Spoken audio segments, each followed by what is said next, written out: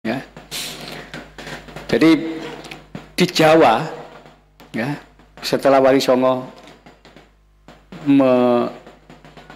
istilahnya sekarang itu mensurvei berapa jumlah umat Islam dan berapa jumlah umat yang beragama Hindu dan Buddha. Ternyata diperoleh data penduduk yang menganut agama Hindu dan Buddha itu hanya orang keraton. Masyarakat di luar keraton itu ternyata penganut agama kuno, Kapitayan. Ya, agama kuno Kapitayan inilah yang disalahpahami oleh sejarawan Belanda dengan menyebut ini agama animisme dinamisme, bukan Kapitayan. Ya, Kapitayan itu adalah agama yang menyembah, ya, sesembahan yang disebut Sang Hyang Taya. Taya itu artinya kosong, suwung, tidak bisa dijelaskan, tidak bisa digambarkan. Karena itu hanya didefinisikan taya itu artinya tan keno kinoyo ngopo, tidak bisa diapa-apakan.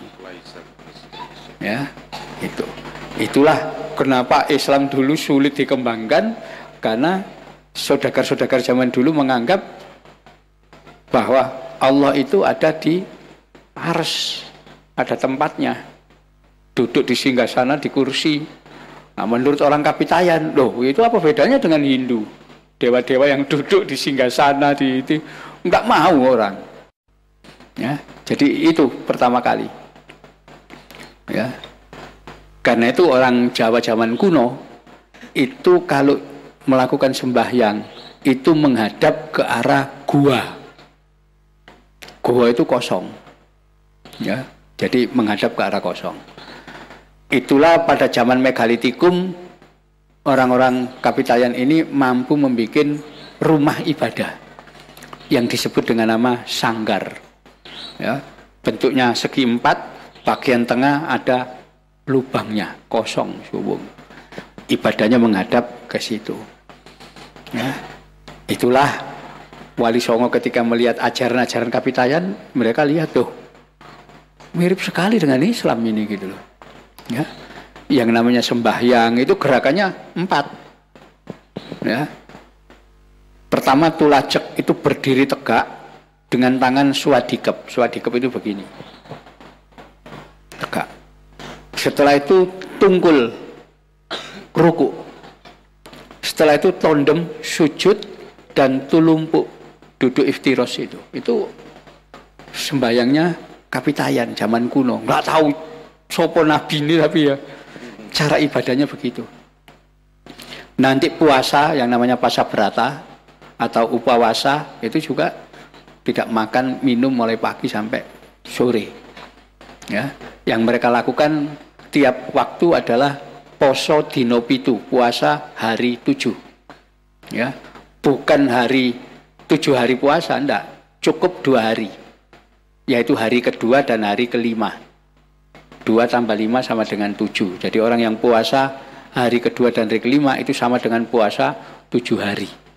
Ya, Wali Songo menangkap hari kedua itu Senin, hari kelima Kemis, ambil aja. Ya, disitulah, ya, kemudian diambil kesimpulan, terutama ini Sunan Bonang yang punya gagasan. Dan semua wali setuju. Penduduk penganut Kapitayan itu sejatinya orang Islam, tapi belum membaca syahadat, belum khitan, dan belum mengenal Al-Quran. Ya, karena itu tugas Wali Songo adalah mensyahadatkan penduduk, ngajak mereka khitan, dan kemudian mengenalkan Al-Quran. Itulah ketika Sunan Bonang menjadi imam Masjid Demak, ya, untuk pertama kalinya punya gagasan pensyahadatan massal lewat acara sekaten. Ya, wong Jawa ilate tidak bisa membaca syahadaten tapi sekaten. Sebetulnya membaca 2 kalimat syahadat. Jadi dari kata-kata syahadatain menjadi sekaten. Itu pertama kali. Ya. Bikin apa? Arak-arakan, masa kumpul, habis itu apa? Diajak membaca syahadat bareng. Itu nanti yang akan diikuti Sunan Ngudung membawa rombongan jatilan itu, jaranan itu dari desa ke desa.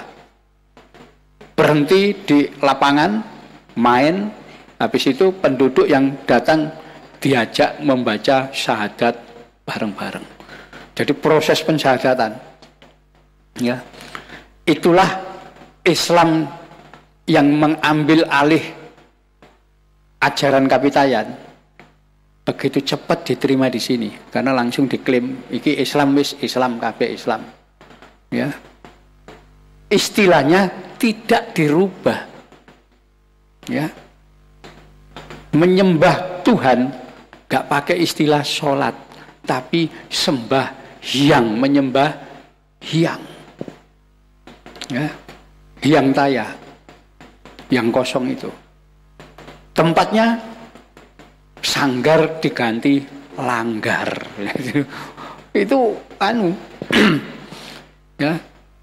Tidak makan, tidak minum, tidak pakai istilah saum, tapi cukup pasa, berata atau upawasa. Istilah lokal, semuanya dijadikan istilah lokal. Ya.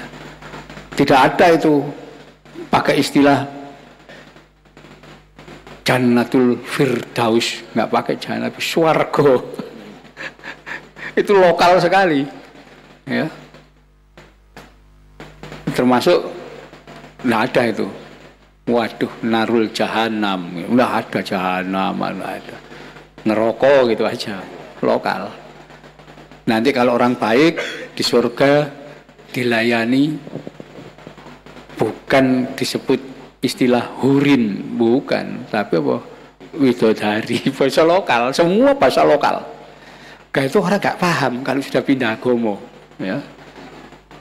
Nah, sistem ini, ya, ini yang kemudian ditiru oleh agama lain, ya, terutama Katolik itu ngambil alih Jawa lewat tradisi Jawa. Itu karena itu di Jogja itu cepat sekali perkembangan Katolik di sana. Kenapa? Karena ngambil budaya Jawa. Sementara wong Islam sudah meninggalkan budaya Jawa, jadi Arab kabeh. Ya kan? Karena kalau bukan Arab dianggap bukan Islam. Islam adalah Arab. Padahal itu fatal itu kalau kita mengikuti pandangan itu, ya. Bahwa Arab itu mewakili Islam. Kalau bukan Arab, bukan Islam. Itu fatal. Kenapa? Dalam kenyataan tidak seperti itu. Ya. Mesir itu 38% penduduknya Katolik Koptik, ya. Kristen Koptik. Ya. Suriah 35% Kristen Ortodok. Palestina 40% Kristen. Ya. Libanon malah minoritas Islam. Kenapa? Kristennya 56%. Karena itu presiden Libanon pasti Kristen. Jadi kalau orang punya anggapan Arab itu mewakili Islam, dalam kenyataan tidak seperti itu. Kenapa? Karena orang Arab juga banyak yang Kristen kok. Itu kenyataan. Ya. Jadi gitu. Sekarang kan banyak masih orang yang tidak melihat fakta, tapi hanya berdasarkan keyakinan yang nggak benar. Ya. Wah, ini Agus Sunyoto tidak Islami. Kenapa? Jeneng-jeneng Jawa gitu. Ya. Jadi mereka selalu begitu. Itu keliru. Ya. Karena Wali Songo dulu semua lokal. Karena tidak ada satu tempat pun, ya, di seluruh Jawa dalam proses Islamisasi yang berubah menjadi nama Arab, kecuali Kota Ngudung yang kemudian berubah menjadi Kudus. Itu satu-satunya. Yang lain tetap nama Jawa, Demak ya Demak, Jeporo semuanya. Tidak ada yang berubah. Itu artinya Wali Songo tidak mengubah esensi budaya, justru malah itulah dimasuki agama Islam. Ya, yang sampai kita kenal sekarang itu sebetulnya adalah warisan Wali Songo. Ya, yang kita kenal Islam Nusantara macam-macam itu adalah warisan Wali Songo. Dan Wali Songo adalah guru Torekot. Ya, Torekot Satoria, Akmalia, itu Torekot zaman kuno-kuno itu, Sunan Giri itu Satoria. Ya, termasuk nanti Syekh Lemak Abang, Sunan Kalijogo Satoria. Ya. Ya. Itulah yang nanti akan dilanjutkan oleh ulama-ulama penerus, ya, termasuk Mbah Mutamakin. Ya, beliau kan dianggap mewarisi ajaran Manunggaling Kawula Gusti. Ya, lah kalau kita belajar baca tulisan Wali Songo, mana ada Wali Songo yang bukan Manunggaling Kawula Gusti? Semua Sunan Kalijogo, Manunggaling Kawula Gusti. Ajaran tentang sangkan paraning dumadi, martabat pitu, itu wahdatul wujud semua. Ya, di situ. Ya, masih ada, silakan nanti dibaca, tapi tulisan Jawa. Ya. Karena Wali Songo tidak menulis Arab Pegon, tapi menulis dalam aksara Jawa. Ya, inilah yang belakangan jadi problem. Ketika pengaruh Timur Tengah masuk, mulai digunakan tulisan Pegon, tulisan Wali Songo dianggap tulisan zaman Mojopahit, tulisan bukan Islam. Ya.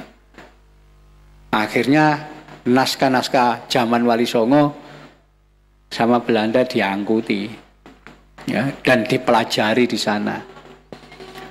Ya, ternyata